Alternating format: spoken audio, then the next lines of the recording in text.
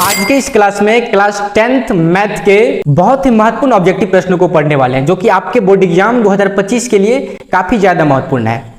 और हाँ, इसमें जितने भी प्रश्न दिए गए हैं सारे के सारे क्वेश्चन बैंक से लिए गए हैं और बहुत ही आसान प्रश्न है। तो हमारे साथ आप भी कॉपी कलम उठाइए और आज के इस प्रश्नों को बहुत ही अच्छी तरह से समझिए। देखिए, फर्स्ट नंबर क्वेश्चन है, एक रैखिक समीकरण का घात होगा।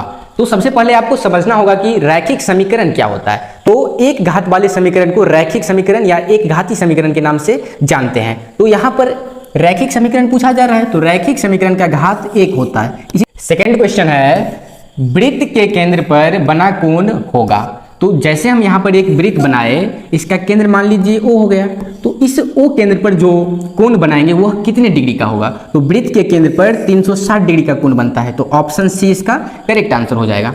अगला प्रश्न, क्वेश्चन नंबर 3 है, एक आंकड़ा दिया गया है जिसमें से आपको बहुलक बताना है। सबसे पहले आपको समझ लेना है बहुलक क्या होता है। तो किसी भी आंकड़े में सबसे ज्यादा बार आई हुई संख्या बहुलक कहलाता है। तो यहाँ पर ध्यान दीजिए, इस आंकड़े में सबसे ज्यादा बार कौन सी संख्या आया है। तो आपको देखने से ही पता चल रहा होगा कि 5, देखिए कितना बार आ गया है, 5 फिर 5, मतलब 1 2 3 4 बार। तो सबसे ज्यादा बार इस आंकड़े में कौन आया है, 5। तो इसका बहुलक हो जाएगा ऑप्शन सी, 5 हो जाएगा इसका बहुलक। अगला प्रश्न, एक सिक्का को उछालने पर एक चित आने की प्रायिकता होगा।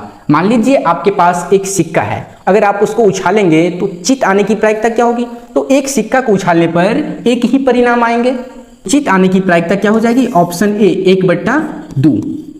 क्वेश्चन नंबर 5 है, जिसमें आपको एक एपी दिया गया है और उसमें सारबंतर का मान बताना है। तो सारबंतर बराबर होता है अगला पद माइनस पिछला पद, मतलब A2 माइनस A1। तो इस एपी में से आप कहीं से भी 2 नंबर लेके अगला पद में से पिछला पद घटा देंगे तो आपका सारबंतर निकल जाएगा। तो यहाँ पर हम एपी मान लीजिए 28 में से 22 को घटा देंगे तो 6 निकल जाएगा। और यहाँ से आपको कोई भी 2 नंबर ले लेना है और अगला पद में से पिछला पद घटा देने पे सारबंतर निकल जाएगा। मान लीजिए यहाँ पर 16 में से 10 घटाएंगे फिर भी 6 आएगा, 22 में से अगर 16 घटा देंगे तो भी 6 ही आएगा। तो इसका सारबंतर क्या हो जाएगा, 6। ऑप्शन नंबर बी इसका करेक्ट आंसर हो जाएगा। अगला प्रश्न, क्वेश्चन नंबर 6 है, ax² minus bx plus c के मूलों का योग होगा। तो आपको सबसे पहले समझना होगा कि मूलों का योग क्या होता है। तो मूलों का योग होता है अल्फा प्लस बीटा, जिसका फॉर्मूला होता है माइनस में b/a। तो अब इस समीकरण में से आपको b का मान और a का मान रखना है चिन्ह के साथ। तो b का मान क्या हो जाएगा, माइनस b, अब बट्टा में a ही माइनस को माइनस से गुना करने पे प्लस b/a आ जाएगा, जो कि ऑप्शन नंबर ए है। तो ऑप्शन ए इसका सही आंसर हो जाएगा। अगला प्रश्न, बिंदु -3,4 की दूरी मूल बिंदु से है। 2018 की बोर्ड परीक्षा में पूछा गया सवाल। इस तरह के सवाल को बहुत ही आसानी से बना सकते हैं। इसके लिए आपको एक फॉर्मूला याद रखना है। जब भी एक बिंदु दिया रहे और उसका दूरी मूल बिंदु से निकालना हो, तो वैसे कंडीशन में आपको एक फॉर्मूला का यूज करना है, √x² प्लस y²। यहाँ से x का वैल्यू -3, तो रूट में -3 का स्क्वायर प्लस में y² मतलब 4 का स्क्वायर। अब इसका कैलकुलेशन करेंगे तो 3 का स्क्वायर, -3 गुने -3 प्लस में 9 और फिर प्लस में 4 चौका 16। जब इसको ऐड करेंगे तो 16 9 25, 25 को रूट से बाहर लाएंगे तो 5 हो जाएगा। तो ऑप्शन डी इसका करेक्ट आंसर हो जाएगा। इस बिंदु की दूरी मूल बिंदु से 5 हो जाएगी। अगला प्रश्न, निम्न में से कौन अभाज्य संख्या है। अभाज्य संख्या आपको पता होगा इसका डिफिनीशन, वैसी संख्या जो एक और स्वयं के अलावा किसी और संख्या से विभाजित नहीं हो, वैसी संख्या को अभाज्य संख्या कहते हैं। तो आपको यहाँ पर ऑप्शन पे ध्यान देना है। 25 देखिए 5 से भी विभाजित हो जाएगा, 1 से भी विभाजित हो जाएगा और 25 मतलब स्वयं से भी विभाजित हो जाएगा। यहीं पर अगर 16 को देखें तो 8 से भी विभाजित हो जाएगा, 2 से भी, 4 से भी, 8 से भी और स्वयं 16 से भी और 1 से भी। यहाँ पर 15 को ध्यान देंगे तो 3 से भी विभाजित हो जाएगा और 5 से भी विभाजित हो जाएगा और स्वयं 15 से भी विभाजित हो जाएगा। एक 29 ही एक ऐसी संख्या है जो कि एक और स्वयं के अलावा किसी और संख्या से विभाजित नहीं होगी। तो यहाँ पर ऑप्शन ए इसका करेक्ट आंसर हो जाएगा।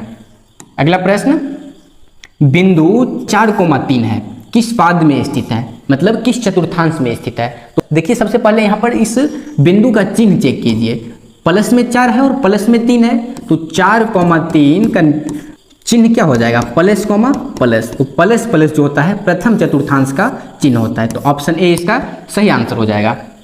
अगला प्रश्न, 64 के अभाज्य गुणनखंड में 2 का घात है। मतलब 64 का सबसे पहले एलसीएम निकाल लेंगे। तो 64 का एलसीएम यहाँ पर कितना से लगाएंगे, 2 से, तो 32 दूना 64, फिर 2 से लगाएंगे 16, फिर यहाँ पर 2 से लगाएंगे तो 8 हो जाएगा, फिर 2 से लगेगा 4, फिर 2 से लगाएंगे तो 2 हो जाएगा। अब यहाँ पर आपको गिनना है 2 कितनी बार आया है, तो 1 2 3 4 5 और 6, मतलब 64 के अभाज्य गुणनखंड में 2 का कितना घात होगा, 6, जो कि ऑप्शन नंबर सी है। तो इस क्वेश्चन का answer option C correct answer हो जाएगा।